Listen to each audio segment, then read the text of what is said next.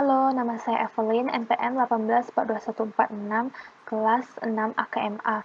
Hari ini saya akan mempresentasikan tentang dampak struktur Dewan Direksi pada Indeks Pelaporan Keberlanjutan. Dan ini merupakan model dan hipotesis penelitian saya, di mana independen variabel saya ada 6, yaitu ada ukuran Dewan Direktur, independensi Dewan Direktur, keragaman gender Dewan Direktur, keahlian Dewan Direktur, remunerasi Dewan Direktur, dan Dewan Direktur asing. Dan juga ada variabel kontrol saya ada 2, yaitu ada ukuran perusahaan dan sektor perusahaan.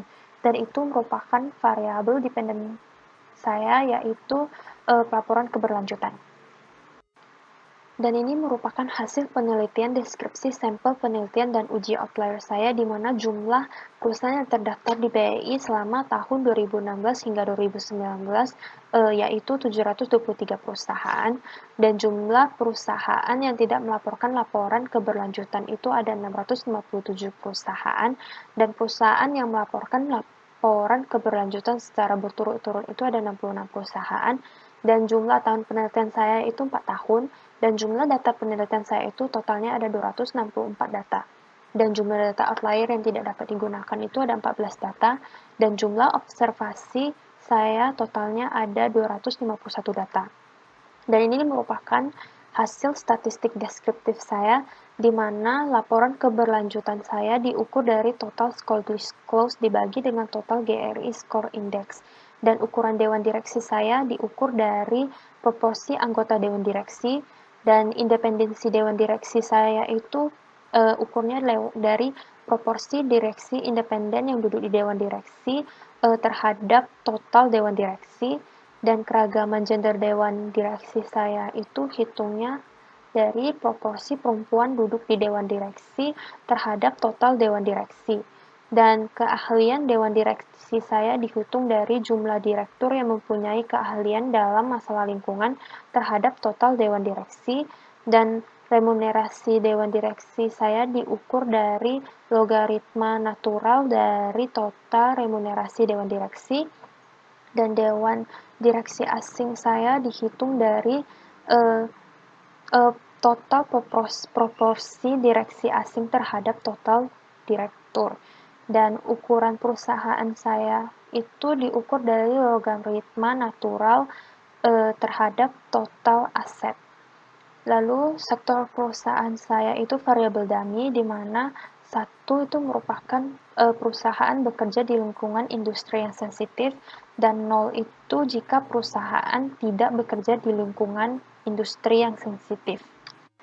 Dan ini merupakan hasil penelitian uji Chow, uji Hausman, dan uji hipotesis, di mana di bagian uji Chow nilai probabilitasnya itu di bawah 0,05, sehingga dapat disimpulkan bahwa penelitian ini kita menggunakan uji fixed effect model, dan uji Hausman-nya itu nilai probabilitasnya itu 0,2105, di mana dapat disimpulkannya itu tidak dapat digunakan karena dia di atas 0,05. Dan di bagian uji hipotesis, di uji F-nya, kita dapat lihat di bagian probabilitas F statistiknya itu nilai probabilitasnya itu 0,00, sehingga dapat disimpulkan variabel independen, ukuran Dewan Direksi, independen direksi, keragaman direksi, keahlian Dewan Direksi, remunerasi Dewan Direksi asing signifikan positif terhadap laporan keberlanjutan.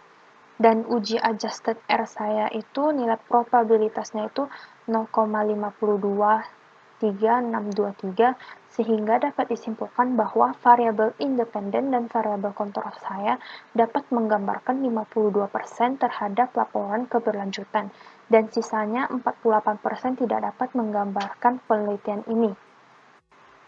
Dan ini merupakan hasil uji tes saya, di mana variabel ukuran Dewan Direksi saya nilai probabilitasnya itu sebesar 0,19, yang dimana merupakan di atas 0,5, sehingga dapat disimpulkan bahwa ukuran Dewan Direksi saya itu tidak signifikan terhadap laporan keberlanjutan. Dan penelitian tersebut didukung oleh Asenga, Bhatia, dan Tuli, Lu, dan Z. Mahmud, yang membuktikan bahwa variabel ukuran Dewan Direksinya itu tidak signifikan terhadap laporan keberlanjutan. Akan tetapi juga ada penelitian yang tidak mendukung penelitian ini, seperti penelitian Aliyu, Kurey, M. Mahmud, dan O. Razalin, Masud, dan Entim, yang menggambarkan bahwa ukuran Dewan Direksi signifikan positif terhadap laporan keberlanjutan. Dan berikutnya itu variabel independensi Dewan Direksi saya, di mana nilai probabilitasnya itu sebesar 0,54, di mana juga di atas 0,5. Sehingga dapat disimpulkan bahwa independensi Dewan Direktur saya tidak signifikan terhadap laporan keberlanjutan, dan penelitian tersebut didukung oleh Batia dan Tuli, Jamil, Mahmud, Samil, yang membuktikan bahwa variabel independensi Dewan Direksi tidak signifikan terhadap laporan keberlanjutan.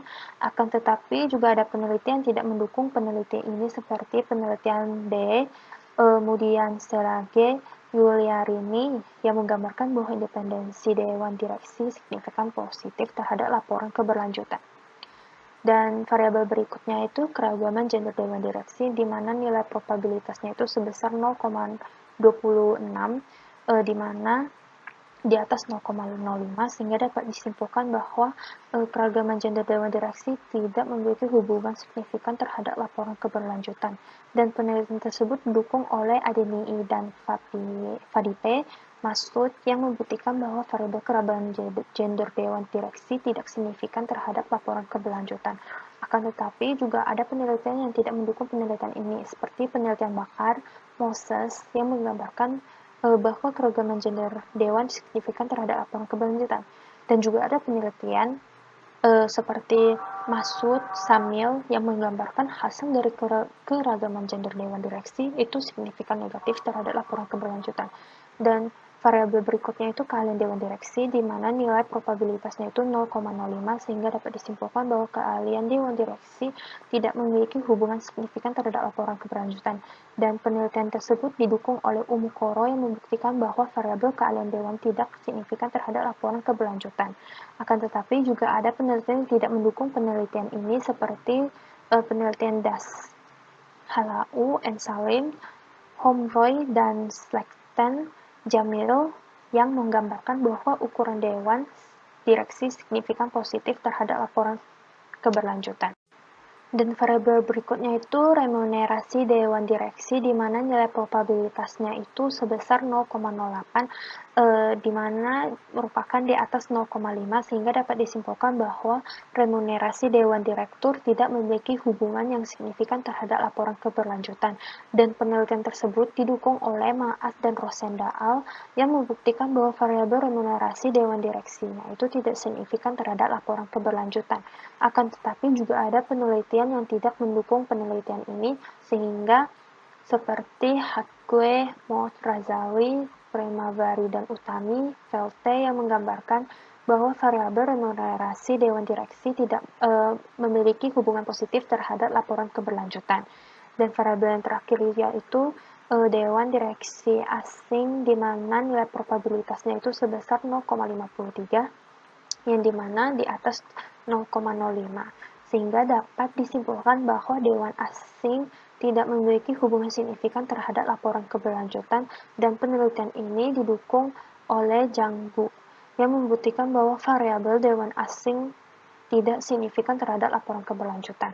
Akan tetapi juga ada penelitian yang tidak mendukung penelitian ini, seperti penelitian Beji, Korea Gracia, Nusa, Onyali, dan Okafor, yang menggambarkan bahwa Dewan asing signifikan positif terhadap laporan keberlanjutan.